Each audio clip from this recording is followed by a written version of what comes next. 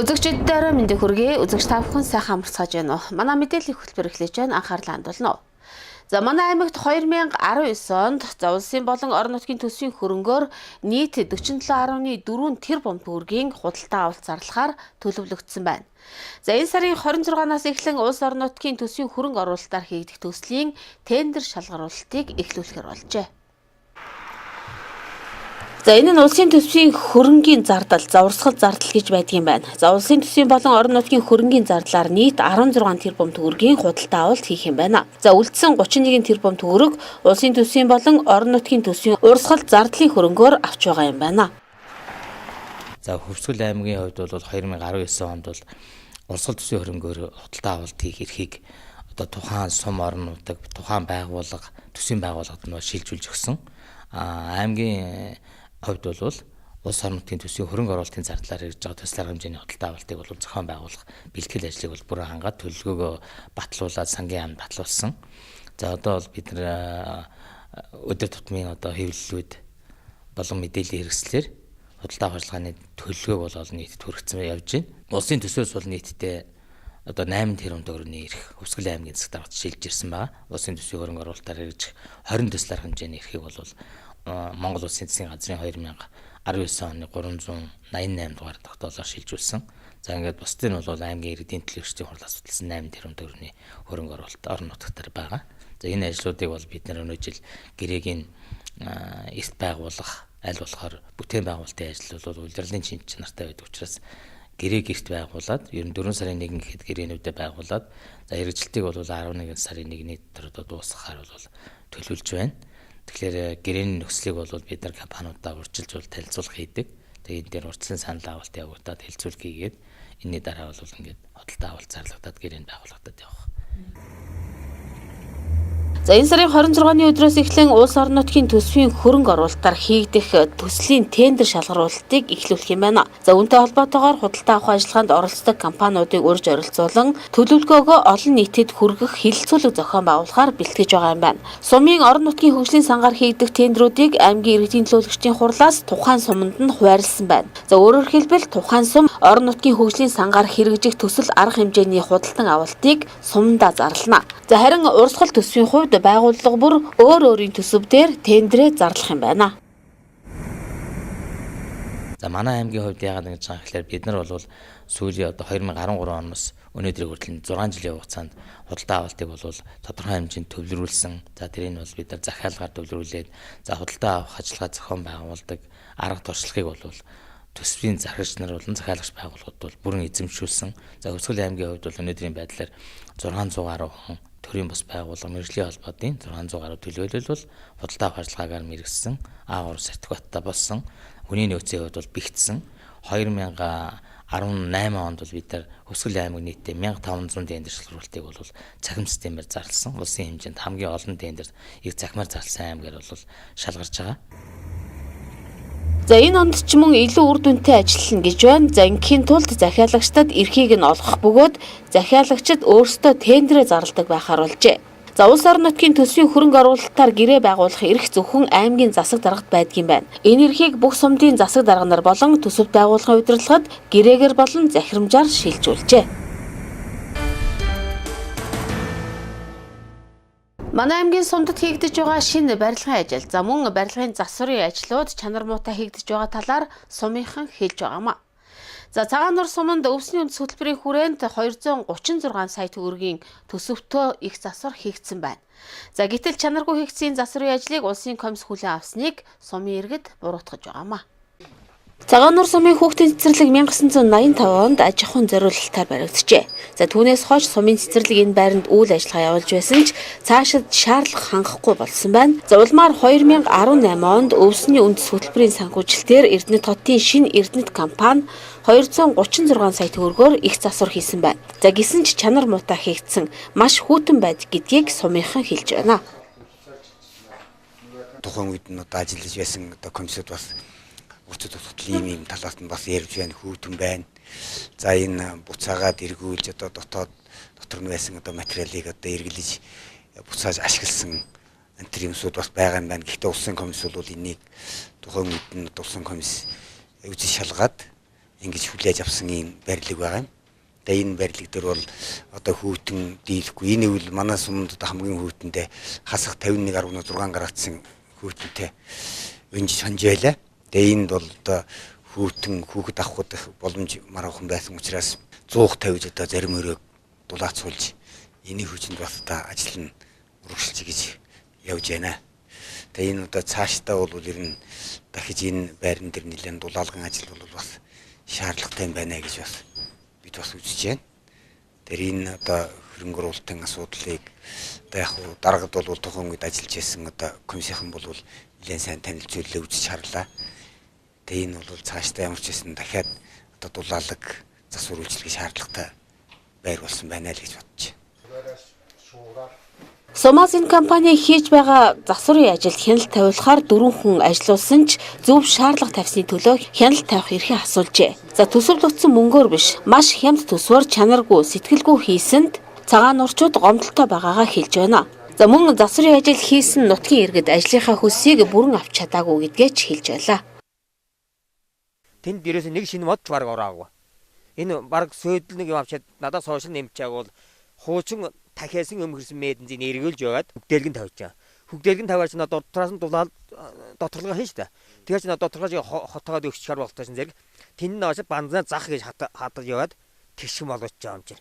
Тэгж аргал залдаад энд бол магадгүй би багцаагаар бол 70 сая төгрөг ороолоо гэж бодчих материалын үн. Лав нэг дөрөвдөөс 5-6 хүүхдэрсэн хөлсөө идээд явуулаа л гэсэн 200 мянган төгрөг өгсөн юм яаси. Тэгээд дундор нь бид нар очи хэд удаа санал тавьсан. Сөөлдөө биднээс зугатаад бид нар намаа бойлуулаад тэр комиссар оруулаач хүлээж авах комиссар оруулаагүй.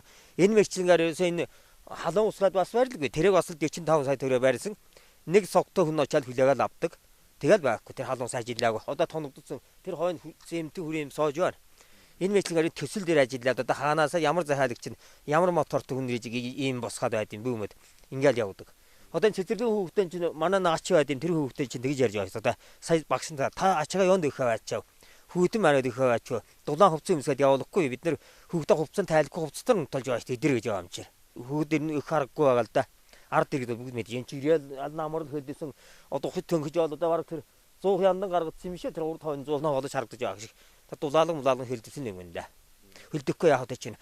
Урд нь бид нар чуултаа чинь яаж ийгээд тэгээд ханан дээр наачаад шилэн хөвөнч гээд цаарч гээд нааж байгаад наас нь банзыг наагаад авцаад хадаад байсан юм чи хөндөө болгоо тавьж байгаа юм чинь доторхонд хөндөөд төнхөд аваа хайж байгаа юм чи. Тэгтээ сэтгэл сайд юм хийхгүй бол ерөөсөө одоо дээрээсээ дороо хүртэл юм ахтар алдарт хулгайчаад нөөрлсөн юм шүү. Дээрээсээ эн чинь нэг нь чаачаад хий тэдэн төрөний хөрөнгө оруулаарай.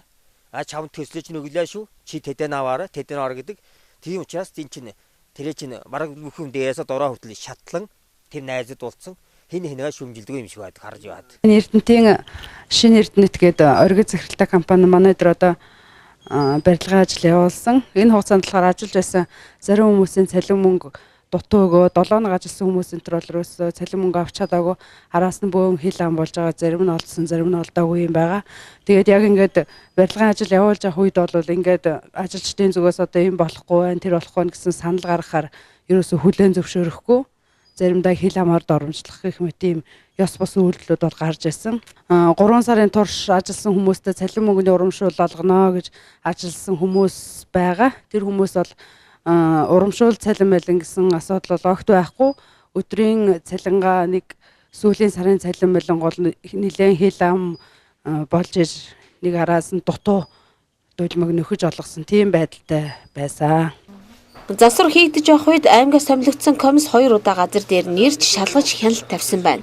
Тухайн үед дутагдaltaй зүйлүүдийг нь хэлж солих засах шаардлагатай зүйлүүдийг хэлж байсан ч гүйцэтгэгч компани хүлээж аваагүй хэлж байгаамаа. За гэтэл хэлсээр ярьсаар байтал улсын комисс энэ чанар муутай хийгдсэн ажлыг хүлээн авчээ. Улсын комисс одоо нийгэмд одоо хүлээгээд авчихсан одоо болохоор улсын комиссийнхан бол комиссийн гишүүдийг нь одоо саяын ярьж байгаа нөхдүүд бол яриад байна шүү дээ. Одоо энэ ийм байсан, тийм байсан гэхээр комиссийнхан бол их сайн байна гэж хүлээж авсан л гэж хэлж байна шүү дээ. Засвар хийгдсэн гэд байгаа хэрнээ намартаа дулаан харин өвлийн удиралд маш хүйтэн тэн залгаж 2 ангидаа галлахаа нэмж хүүхдүүдэд хуан авч хүүхдүүдэд хувцастаа давхар хучлахаар хучиж унтуулдаг байсан гэдгийг цэцэрлэгийн багш нар хэлж байгаа юм. За манай аймагт улсын болон орон нутгийн төсөв мөн гадны төслөөр хийгдсэн ажлууд чанаргүй хийгддэг. За тэрийг нь улсын комисс хүлээн авдгийн бас нэг жишээ энэ цэцэрлэгийн барилгын засварын ажил юм а. За энэ цэцэрлэгийн барилгын засварын ажилд ажилласан улсын комиссоос мэдээлэл авч эргэн мэдээлэх болно.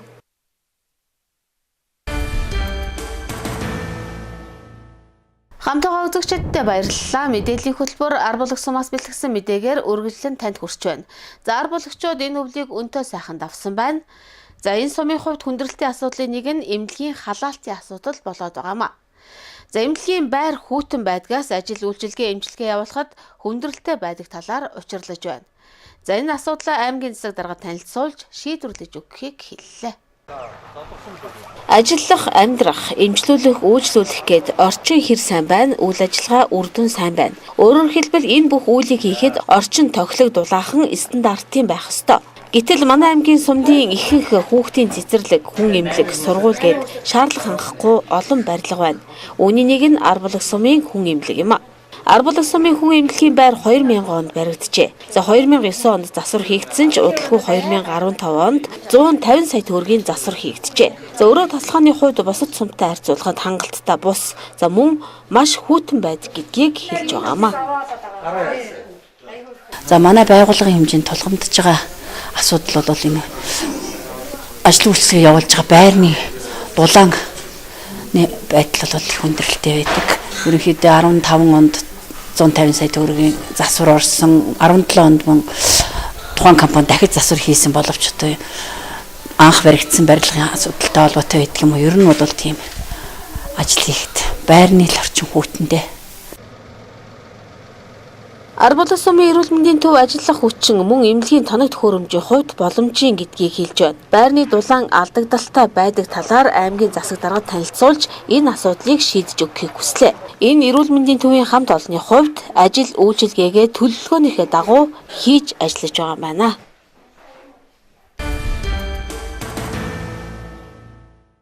Мөрөн сумын хот тогтчлт үйлчлэгээний төвийг энэ 2019 оны 2 дугаар сарын 1-ний өдрөөс эхлэн Мөрөн хот тогтчлт үйлчлэгээний төв орон нутгийн өмчөд хязгаарлагдмал хариуцлагатай компани болгон зохион байгуулалтын хэлбэрийг өөрчиллөө.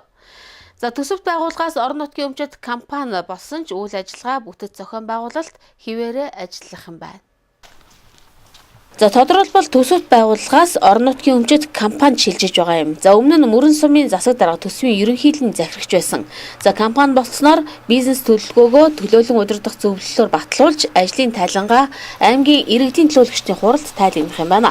За төлөөлөн удирдах зөвлөл 5 хүний бүрэлдэхүүнтэйгээр ажиллах юм байна. За компани болсноор бизнес төлөвлөгөөгөө батлах шатандаа явж байгаа гэдгийг хэлж байна. Манай байгууллага урд нь хог хаягдал нийтийн эзэмшлийн ногоон байгууламж, золбин нохой устгал, удамшны гэрэлтүүлэг, зам арчилгаа, цэвэрлэгээ, үйл ажиллагаануудыг бол хийдэг байсан. Өмчийн хэлбэр өөрчлөгдсөн ч гэсэн манай байгууллагын уг үйл ажиллагааны чиглэлүүд бол хэвээрээ байгаа. Тэгээ 2019 онд нийтдээ 981.9 сая төгрөгийн санхүүгийн дэмжлэг татаас болон өөрийн үйл ажиллагаанаас орсон орлогоор бол үйл ажиллагаагаа энэ чиглэлүүдээр явуулна. За Мөрөн сумын хот тогтчлт үйлчлэгээний төв өмнө нь 80 хүний бүрэлдэхүүнтэй ажиллаж байсан. За одоо Мөрөн хот тогтчлт үйлчлэгээний төв орон нутгийн өмчөд хязгаарлагдмал хариуцлагатай компани болсноор бүтэц хэвээр байгаа гэдгийг хэлж байна. За тодорхойлбол төсөвт байгууллагаас орон нутгийн өмчөд компани болж өөрчлөгдснөөс өөр өөрчлөлт ороогүй гэдгийг хэлж байгаамаа.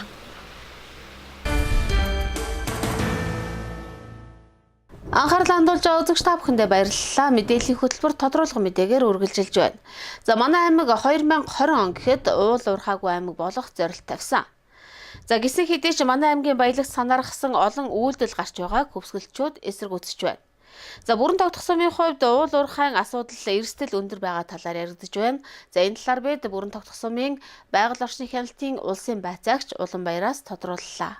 Khuvsgul аймаг уул уурхаагүй аймаг гэсэн энэ уран лозунг дэвшүүлсэн байгаа.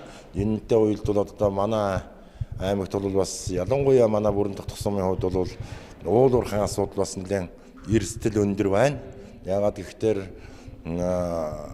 Асвармайны компани ашиглалтын лиценз авсан, мөн Талст маргад компани одоо 6 жил шүүхээр явж заргалдаж байгаад мөн ашиглалтын лицензээ авахар тэр талдмар компани талд шүүхэн шийдвэр гарсан байгаа. Энэ яг одоогийн байдлаар манай засаг дараагаас хүсэлтэд ирүүлээд албан лиценз авах юм албан тоотоо гэж гисэн энэ хүсэлт ирээд байгаа.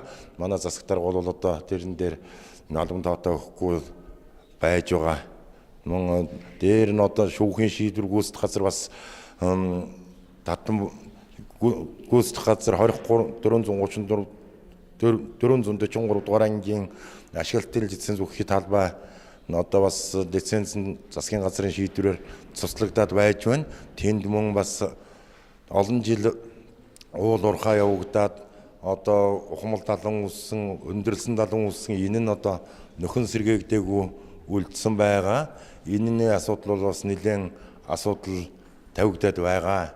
Мөн Асмар майнинг компани овоотын өрсний уурхайг стратегийн ачлал бүгдэлтэй гэдэг ингээ ашиглахаар улс засгийн газрын хүрээнд шийдвэр гараад ингээ явж байгаа боловч манай бүрэн тогтох мөрөн цагаан уул цэцэрлэг гэх мэт сумдын замууд бэлчээр их талхлагдж байна. Их хэмжээний зам гарч байна. Хүндрэл бэрхшээл үүсэж байна. Замууд их хэвдэрч байна. Мөн хилэнтийн гүүр бас тодорхой хэмжээний эрсдэлд орж эвдрэлд орж байна гэх мэтлийн ийм асуудлууд байна. Дээр нь ингээд Асмар майнинг компаниас сая 2 сард нэгээр 1 сардны дундуур мөн сангийн талаа нутаг дэвсгэрээр шинэ тэр төмөр улгийн нутаг дэвсгэрээр мөн зам тавихаар хөрсний судалгаа хийж өрөмдлөгийн ажил явагдсан. Дээр нь зургийн ажил хийгдэхээр ингээ 2 компани үйл ажиллагаа явуулж бас нэг шинэ өдрийн удирдлагууд байцаагч төмөр улгийн удирдлага байцаагч мөн миний би очиж үйл ажиллагааг зогсоосон байгаа. Ингээ энэтэй холбоотойгоор мөн замаа хаагур тавих асуудлаар бас Асмар майнинг компаниас удаа дараа хүсэлт ирж байгаа. Энийг бол бас аймаг улсын хүрээнд бас асуудал ярьж шийдэгдэх байхаа гэж найдаж байна. Тэр шийдэгдэхгүй бол ингээд энэ хавраас эхлээд энэ газар гисэд ингээд явах юм бол эрсдэлд их орох нөхцөл бүрдээд байна гэдгийг би энэ даалгавраар хэлмээр санагдаж байна. Ягаад өгөхтөр бэлчээр их талхагдж зам аргуу их эвдэрч цөлжилт их үүсэж байна. Тоос шороо их басж байна гэдэг дээр манай аймгийнхаа хэмжээгээр иргэн бүр албан тушаалтан бүр анхаарахгүй болохгүй болсон байна гэж ойлгож байна. Бусад байгаль орчинтой холбоотой хууль тогтоомжийн хүрээнд бол хэвэн явагдаж байна. Дээр нь би энэ нөхцөлд юу хэлэх вэ гэхээр зүгээр энэ удирдлагуудын төвшөнд би бас санд болгомоор байна. Ягаад гэвэл энэ зөрчлийн тухай хууль дээр бас нэлээд анхаарч зөрчлийн тухай хуулийн зүйл заалтыг өөрчлөх шаардлага их гарч байна гэж миний хувьд олон жил ажилласан байцаагчийн хувьд бол үзэж байна. Ягаад гэвэл тодорхой хэмжээгээр эрсдэл үүссэн, зөрчил үүссэн нөхцөл бол арга хэмжээ авах нөхцөл нь тэр болгон бүрдэхгүй байгаа. Жишээлбэл нэг жижигхэн портер юм амжиргаас гантаа явж байгаа нэг хууль ус гоожин гард үүсэхгүй явж байгаа нөхдүүдийг лэхэд эрүүгийн хэрэг үүсгэж хүндрэл үүсдэг. Тэрэн дээр торгуулийн арга хэмжээ авах ямар ч нөхцөл бүрддэггүй гэх мэтчлэн зөрчлийн тухай хуульд бол бас нэлээд учир дутагдал байна гэж би ойлгож байгаа. Бид үзэгч та бүхэндээ Тэнгэрийн цаг мэдээллийн хөтөлбөрөөр хүргэлээ. Анхаарлаа хандуулсан үзэгч та бүхэндээ баярлалаа. Бид мэдээллийг сурвалжийг 7038 84 41 дугаарын утсаараа холно. Үзэгч та бүхэн сайхан амраараа баяртай.